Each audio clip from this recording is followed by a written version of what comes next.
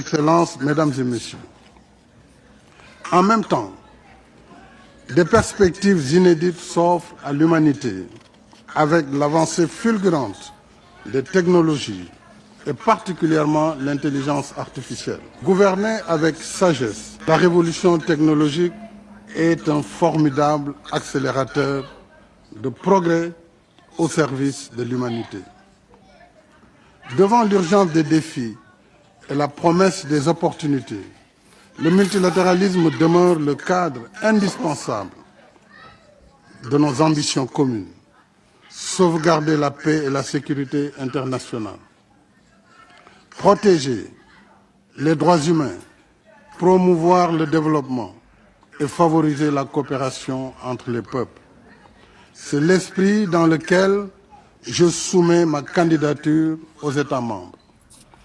Ce que je souhaite apporter à l'organisation, c'est une expérience de près de 40 ans de responsabilité publique, du bas de l'échelle au sommet de l'État, comme fonctionnaire junior, directeur national, maire, ministre, Premier ministre, président de l'Assemblée nationale et président de la République pendant 12 ans.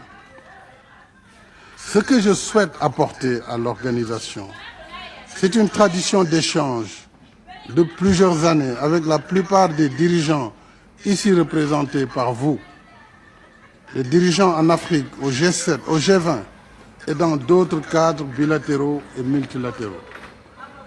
De ce parcours, j'ai appris à dialoguer, écouter et consulter. J'ai appris à conduire des réformes, arbitrer entre des priorités et prendre des décisions parfois difficiles. Je crois en toute humilité qu'en ces temps difficiles pour l'organisation, l'épreuve du pouvoir m'a préparé à comprendre les attentes des États membres et à agir pour y répondre efficacement.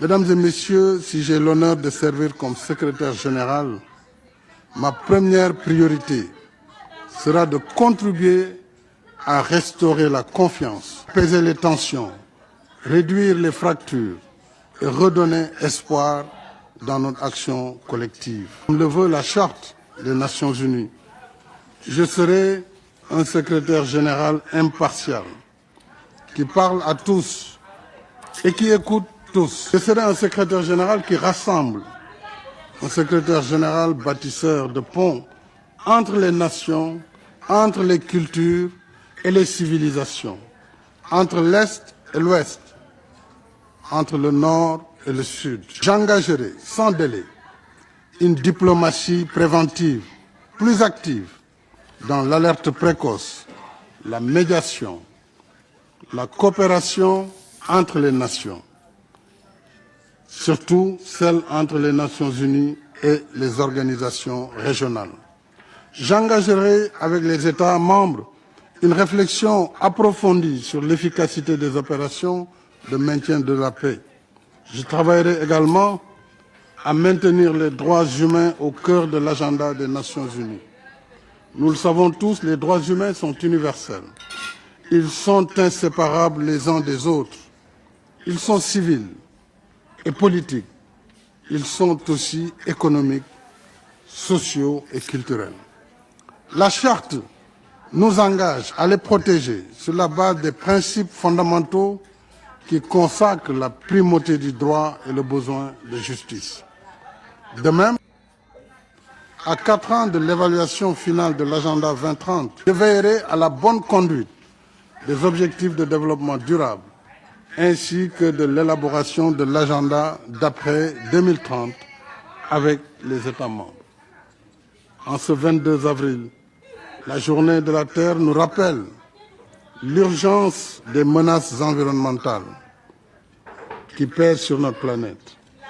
Le poids de la dette est devenu insoutenable pour de nombreux pays. Les inégalités se creusent, frappant d'abord les plus vulnérables, notamment les jeunes et les femmes. Certes, la coopération pour le développement garde toute son utilité. Mais mon expérience à la tête d'un pays en développement m'a appris que les financements publics restent insuffisants et difficiles à mobiliser, notamment pour les infrastructures de développement.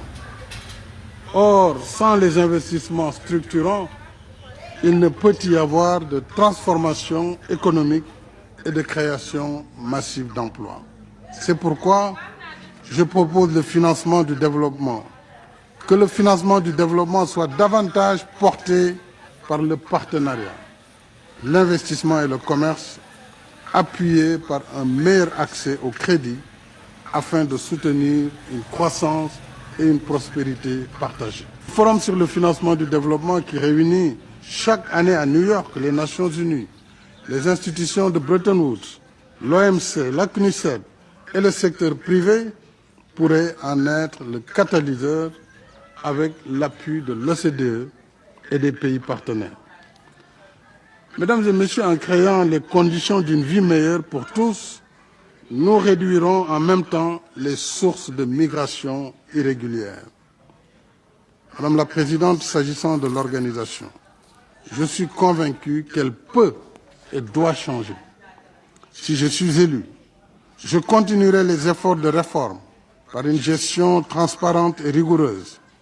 3 impératifs guideront mon action: rationaliser, simplifier, optimiser. Je veillerai à une meilleure coordination entre agences, fonds et programmes pour éviter les duplications et rendre l'action de l'organisation mieux adaptée aux réalités du terrain. Chaque dépense effectuée doit répondre aux efforts et aux attentes des États membres.